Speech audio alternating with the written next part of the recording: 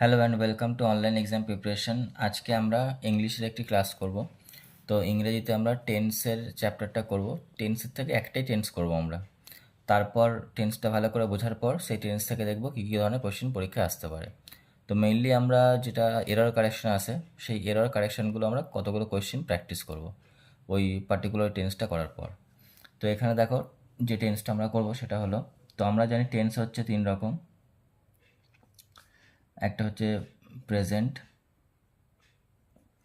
Second হচ্ছে past, আরেকটা হচ্ছে ফিউচার। এগুলো তোমরা জানো। এবার হচ্ছে এই প্রত্যেকটা টেন্সের আবার চারটে করে ভাগ আছে, তোমরা জানো। Simple present, simple past, simple future, আবার হচ্ছে present continuous, past continuous, future continuous, তারপর present perfect, past perfect, future perfect, তারপর আবার present perfect continuous, past perfect continuous, তারপর ফিউচার পারফেক্ট কন্টিনিউয়াস। তো এগুলো এতগুলো আমাদের টেন্স আছে। তো আজকে আমরা করব হচ্ছে প্রথম টেন্সটা করব, প্রেজেন্ট, যে সিম্পল প্রেজেন্টটা আছে বা প্রেজেন্ট ইনডিফিনিটটা। তাহলে আজকে আমরা করব সিম্পল প্রেজেন্ট টেন্সটা, সিম্পল প্রেজেন্ট টেন্স। তো আগে আমরা এই টেন্সটা ভালো করে বুঝে নেব, তারপর দেখব যে এই টেন্স থেকে কী কী ধরনের কোশ্চেন আসতে পারে। তো প্রথমেই জানতে হবে সিম্পল প্রেজেন্ট টেন্স কোনটা। তাহলে এখানে প্রথমে আমরা দেখতে পাচ্ছি প্রেজেন্ট টেন্স কথাটা আছে। তো প্রেজেন্ট টেন্স কথাটা মানে কি বর্তমান কাল। তাহলে এটা প্রেজেন্ট টেন্সের ওপরে হবে, পাস্ট টেন্সও হবে না, ফিউচারও হবে না। এবার সিম্পল প্রেজেন্ট টেন্স কোনটা, দেখবে প্রেজেন্ট টেন্সে যে কাজগুলো হচ্ছে রিপিট হয়, মানে আমরা একের বেশিবার করি, সেগুলো হচ্ছে সিম্পল প্রেজেন্ট টেন্স। তাহলে কোন বাক্যগুলো, যে বাক্যগুলো আমরা বলি, দেখবেন মনে করো একটা বললাম, সে ব্যাংকে কাজ করে, he works in a bank.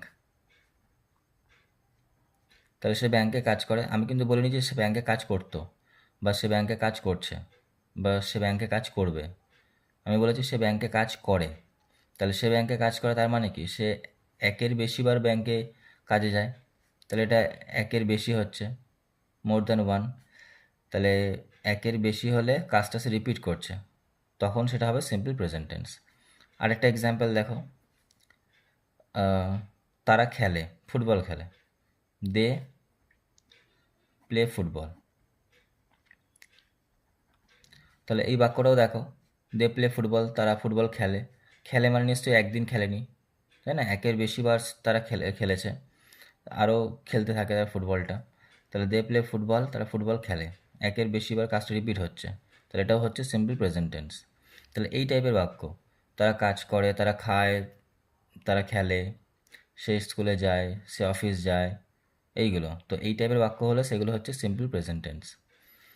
আরেকটা মনে করো, আমি ইংরেজি শিখি, আই লার্ন ইংলিশ। আমি ইংলিশ শিখি, তাহলে এটা দেখো, আমি ইংলিশ শিখি, আমি নিশ্চয়ই একদিন শিখিনি, বা একবারের জন্য শিখবো না, তাই না? তো একের বেশিবার আমি শিখছি, তাহলে এটাও কাজটা রিপিট হচ্ছে, ইংলিশ শেখাটা। তাহলে এটাও একের বেশিবার হচ্ছে, সেই জন্য এটাও হচ্ছে সিম্পল প্রেজেন্ট টেন্স। তাহলে এই টাইপের বাক্য হলে সেটাকে আমরা সিম্পল প্রেজেন্ট টেন্স বলবো। এবার দেখার কি জিনিস আছে, গ্রামারের দিক থেকে দেখার আছে, যখনই এটা সিঙ্গুলার বোঝাবে, মানে সাবজেক্ট যখন সিঙ্গুলার থাকবে, একজন থাকবে, তাহলে সাবজেক্ট যখন একজন বোঝাবে, তখন আমরা কি করি, ভার্বের ফার্স্ট ফর্মের সাথে এস বা ইএস যোগ করি। যেমন প্রথমটায় দেখো, ওয়ার্কের সাথে এস যোগ ছিল, হি ওয়ার্কস। হি মানে সে একজন বোঝাচ্ছে, তাহলে ভার্বের সাথে এস যোগ হয়েছে। তাহলে এটা ঠিক তাই, যখনই সাবজেক্ট একজন থাকবে, ভার্বের সাথে আমরা এস বা ইএস যোগ করব।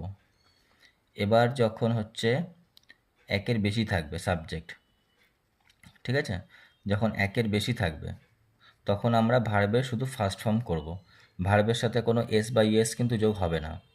আরেকটা হচ্ছে আই থাকবে, আই মানে আমি কিন্তু, আর হচ্ছে ইউ থাকবে। তাহলে আই থাকবে, ইউ থাকবে, আর একের বেশি। তো এগুলো থাকলে হচ্ছে মানে প্লুরাল যেগুলো থাকলে আর কি, তো এইগুলো থাকলে ভার্বের ফার্স্ট ফর্ম বসবে, তখন ভার্বের সাথে এস বাই এস যোগ হবে না। আর যদি সাবজেক্ট একজন বোঝায়, তখন ভার্বের সাথে এস বাই এস যোগ হবে। দুটো দুটো উদাহরণ দেখি আমরা। যেমন মনে করো, সে খায়, তাহলে সে মানে কি, হি, তাহলে একজন বোঝাচ্ছে, তাহলে ভার্বের সাথে এস যোগ হবে, তাহলে ভার্ব কি, ইট, তাহলে ইটস হয়ে যাবে, সে খায়, হি ইটস। আমি যে বলতাম তারা খায়, তারা মানে কি দে, তাহলে কিন্তু এসটা যোগ হতো না, শুধু হতো ইট, দে ইট। তাহলে এখানে তারা মানে অনেকজন বোঝাচ্ছে, তাহলে এখানে ভার্বের সাথে এস যোগ হবে না, শুধু ইট হবে। নেক্সট হচ্ছে মনে করো আরেকটা এক্সাম্পল, সে গান করে, সি, তাহলে সে একজন আছে, গান করা মানে কি সিং, তাহলে এখানে এস হবে, কারণ সে একজন বোঝাচ্ছে, তাহলে সি সিংস। তো এইগুলোই দেখার জিনিস আছে, যে একজন বোঝালে এস বাই এস যোগ হবে, আর একের বেশি বাই থাকলে ইউ থাকলে এস বাই এস যোগ হবে না, শুধু ভার্বের ফার্স্ট ফর্ম বসবে। এবার দেখো আমরা হচ্ছে কটা এক্সাম্পল দেখব যে কী কী ধরনের কোশ্চেন আসতে পারে, সেগুলো আমরা প্র্যাকটিস করব। তো প্রথমটা দেখো কি আছে, she dash to school everyday, তাহলে একটু আগে বললাম সি মানে কি সে একজন, তাহলে একজন থাকলে এস বাই এস যোগ হবে, তাহলে এখানে দেখো বি নম্বর অপশানটা ইএস যোগ আছে গোজ, তাহলে এখানে একের বি অপশান হবে, তাহলে একের সঠিক উত্তর হচ্ছে বি গোজ। নেক্সট দেখো 2 নম্বরটা কি আছে, they dash football on Sundays, তাহলে এখানে 4টা অপশান আছে, দে মানে তারা অনেকজন, তাহলে অনেকজন থাকলে কি বললাম এস বাই এস যোগ হয় না, তাহলে শুধু প্লে হবে, তাহলে সি অপশানটা। তো রাইট অপশান হচ্ছে অপশান সি। 3 নম্বর কোশ্চেনটা দেখো, he dash not like coffee, তাহলে হি মানে সে একজন আছে, তাহলে একজন মানে হচ্ছে এস বাই এস যোগ হবে, তাহলে এখানে দেখো বি অপশানটা ডাজ ইএস যোগ আছে, ডাজ নট লাইক কফি। 4 নম্বর কোশ্চেনে দেখো, my father dash a car to the office, তাহলে এখানে মাই ফাদার মানে আমার বাবা একজন, তাহলে এখানে এস বাই এস যোগ হবে, তাহলে বি অপশানটা হচ্ছে ড্রাইভস, তাহলে এস বাই এস যোগ হবে। 5 নম্বর কোশ্চেনে দেখো, the sun dash in the east, তাহলে সূর্য একটা, তাহলে এস বাই এস যোগ হবে, তাহলে এখানে হবে বি অপশানটা রাইজেস। 6 নম্বর কোশ্চেনে দেখো, ড্যাশ ই ওয়ার্ক হিয়ার, তাহলে এখানে হচ্ছে ড্যাশ ই ওয়ার্ক হেয়ার, তাহলে এখানে হি আছে, হি মানে সে একজন, তাহলে একজন হলে এস বাই এস হবে, তাহলে এখানে বি অপশানটা দেখো ডাজ আছে।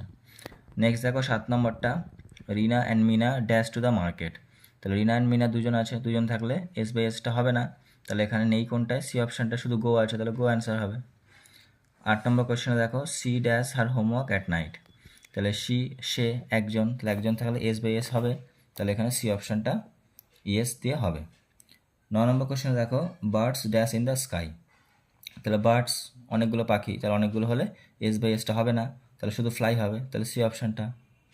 লাস্ট দেখো 10 নম্বর কোশ্চেনটা, ওয়াটার ড্যাশ অ্যাট 100°C, তাহলে ওয়াটার মানে জল, তাহলে হিসাব মতো জল একটাই বোঝাচ্ছে পদার্থ, তাহলে একটা হলে এস বাই এস হবে, তাহলে এখানে বি অপশানে দেখো বয়েলস আছে, তাহলে এসটা হবে, তাহলে সঠিক উত্তর হচ্ছে 10-এর বি অপশানটা।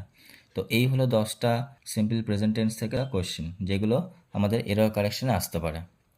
তো আমাদের এটাই মেন জানতে হবে, এই দুটো জিনিস যেটা দিয়ে আমি কোশ্চেনগুলো করলাম। তো আশা করছি তো সিম্পল প্রেজেন্ট থেকে যদি এরপরে কোনো কোশ্চেন বা এরর কারেকশন আসে তোমরা করতে পারবে, শুধু এই দুটো জিনিস মনে রাখবে তোমরা। So thank you for today and have a great day.